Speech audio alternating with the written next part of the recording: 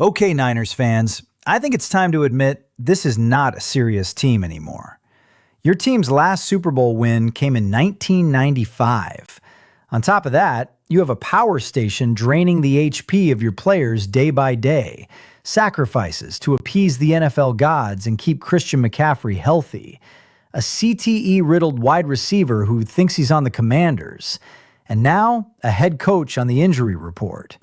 Congratulations on swapping places with the Cowboys for a history of disappointment this century, and a social media storm filled with memes and disbelief over how the organization is being run.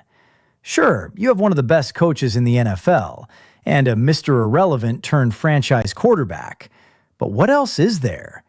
You lost your star defensive coordinator who made an injury-riddled defense look awesome, a star tight end coming off a season-ending injury, wide receivers who appear to either be made of glass, insane, or coming out of the nursing home, a training staff whose purpose is to dismantle the team from within, and a questionable head coach for his ability to actually win the big game between being the coordinator of the famous 28-3 Falcons and two different Super Bowl Niners teams. If that wasn't enough, you're also in a division with the Seahawks and the Rams, who both now have two Super Bowl wins since 2000, and each of those having come in the past 5 years.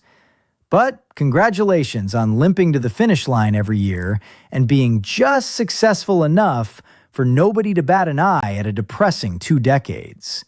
While it seems like rhetoric and hate that I'm spewing, ask yourself this question: is any of it wrong?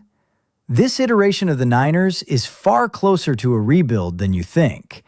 With missed draft picks, a quarterback carousel dating back to 2016, that year being a special year for Niners quarterbacks, and health problems with every key player, I think the Niners are one abysmal season away from pulling a Philadelphia Eagles and moving on from Andy Reid.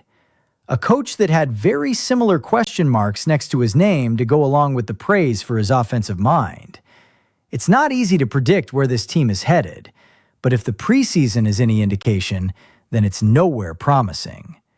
FYI, be cautious of taking any of these players in fantasy football.